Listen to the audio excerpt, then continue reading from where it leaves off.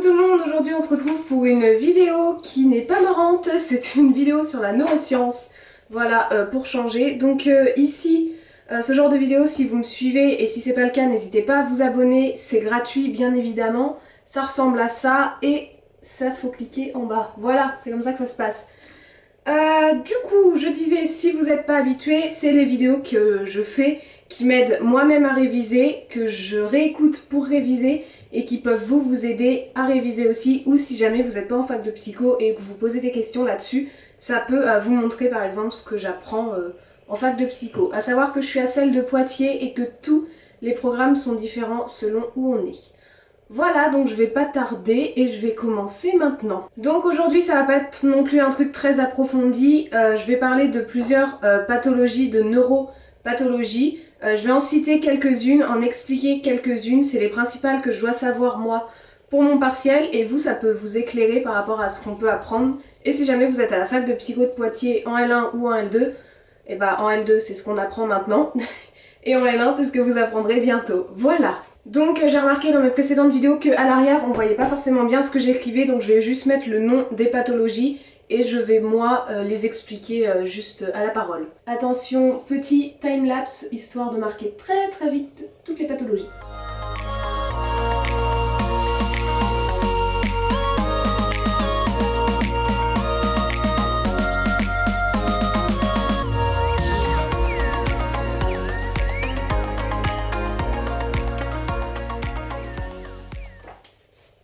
Quelle vitesse fulgurante!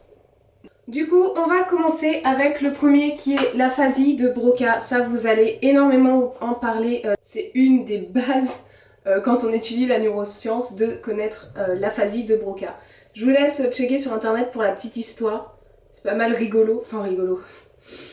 Donc, l'aphasie de Broca, les symptômes qui en résultent, c'est une production orale qui est très laborieuse, une fluence de paroles très longue, donc un débit très lent pour parler.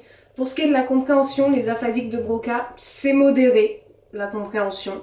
Ils ont par contre de graves troubles articulatoires, ils font énormément d'agrammatisme, il y a aussi de la stéréotypie verbale pour les aphasiques de Broca. Et voilà, j'ai fait le tour. Donc c'est tous ces symptômes qui résultent d'un aphasique de Broca. Dyslexie profonde. Donc la dyslexie profonde, elle comprend de grosses erreurs sémantiques, donc le sens des mots, la sémantique, une incapacité à lire les pseudomots, donc les mots inventés, mais aucun déficit à lire les mots irréguliers. Après, ce qui est relié à la dyslexie profonde, c'est la dyslexie de surface, donc celle-ci, rien à voir avec le sens des mots, aucun trouble sémantique. En revanche, les dyslexiques de surface, ils ont un trouble pour les mots irréguliers. En revanche, les pseudomots, il n'y a aucun déficit. Ensuite, on part sur un autre type d'aphasie. Après celle de Broca, on part sur l'aphasie de Wernicke, ou Wernicke, ou Wernicke. Je ne sais pas, de Wernicke, moi je dis. Eux, par contre, ils ont une fluence normale. Ils ont de gros troubles de compréhension. Il n'y a pas de troubles articulatoires, tout va bien jusque-là. Ils font énormément de paraphasie et ils déplacent les mots dans beaucoup de néologismes. Voilà, ça c'est l'aphasie de Wernicke, à ne pas confondre avec l'aphasie de Broca. De toute façon, ils n'ont pas les mêmes symptômes. Donc la schizophrénie, je vais donner pas mal de symptômes de la schizophrénie, à savoir que sur cela, il en faut 2 pour qualifier quelqu'un de schizophrène.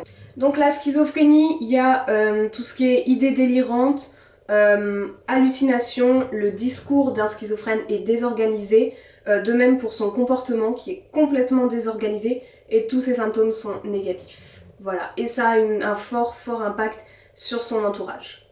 Ensuite, le syndrome de Capgras. Donc le syndrome de Capgras, c'est tout simple, c'est le fait que lorsqu'on voit quelqu'un qu'on connaît, dans nous il se passe une réponse affective et donc ceux qui sont atteints du syndrome de Capgras, ils n'ont pas cette réponse affective. Donc c'est juste après les schizophrènes car il y a eu des cas, il y a eu plein d'expériences et une personne justement qui voyait son mari comme un sosie de son mari et qui le reconnaissait plus comme réellement son mari parce qu'elle n'avait plus cette réponse affective envers cette personne, donc c'était bel et bien son mari mais pour elle c'était un sosie. Ensuite, on a l'hémisomatognosie. Hémi, moitié, soma, douleur du corps. L'hémisomatognosie, c'est que le patient, il reconnaît pas son hémicorps qui est paralysé. On passe de l'autre côté, on a l'héminégligence.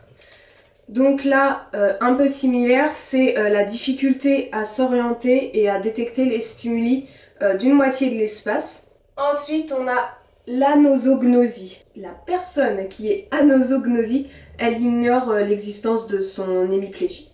Voilà. Ensuite, à pas confondre avec l'agnosie visuelle. Donc, l'agnosie visuelle, c'est un déficit à reconnaître les formes. En revanche, s'il a un cube devant lui, il le reconnaîtra pas. S'il le met dans sa main et qu'il le touche, il reconnaîtra que c'est un cube. Donc, un déficit visuel, mais pas au toucher. C'est vraiment seulement visuel, l'agnosie visuelle. Ensuite, on a la simultanagnosie. Donc ça, c'est un rétrécissement du champ de l'attention. Et par exemple, si vous êtes cette personne qui est atteinte de simultanagnosie, si je vous montre ces deux objets et que je vous demande ce que j'ai dans mes mains, vous allez juste me dire un stylo. Si je le fais dans l'autre sens, vous allez juste me dire une feuille. Les personnes atteintes de la simultanagnosie, donc rétrécissement du champ de la vision, et du coup détectent un seul objet sur les deux présentés et le plus près d'eux. Ensuite, on a l'ataxie optique. Donc l'ataxie optique, c'est que la personne, elle peut pas atteindre une cible en se guidant par la vue. Donc optique, la vue. Ensuite, on a l'hémianopsie. Donc hémi, moitié comme tout à l'heure. Donc là, c'est la moitié qui est aveugle. Tout simplement. Hémianopsie, une moitié aveugle. Ensuite, on a le syndrome de Balint. Je ne sais pas, moi je dis Balint, mais ça se trouve c'est juste Balint. Bref. On s'en fiche un petit peu de la prononciation. Le syndrome de Balint, c'est un déficit de coordination entre le mouvement et vers la cible. C'est-à-dire que, hop, si je suis atteinte du problème du syndrome de Balint et que le chercheur me tient son crayon comme ça, je ferai ça. J'arriverai pas à l'atteindre. Impossible. Tout le temps.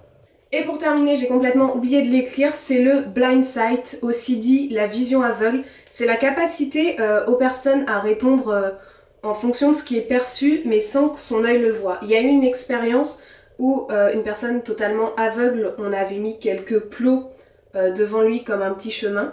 Donc la personne a su se guider et réagir en fonction de ce que l'œil percevait, mais que lui ne voyait pas. Bon, je vais m'arrêter là tout simplement parce que je vois que la batterie, elle commence à faire salement la tronche. Je vous en ai donné pas mal déjà, si vous arrivez à connaître ça par cœur, ce sera ultra bien parce que moi ça fait un moment que je suis dessus pour réussir. J'ai encore 4 fiches comme ça, donc si jamais je peux encore faire 4 fois ce type de vidéo, n'hésitez pas à me dire ce que vous en avez pensé, si ça vous intéresse ces vidéos. Moi dans tous les cas, je vais essayer de continuer à en faire le plus régulièrement pour m'aider moi à avancer et vous aider vous. Et moi je vous dis à bientôt pour une prochaine vidéo. Ciao!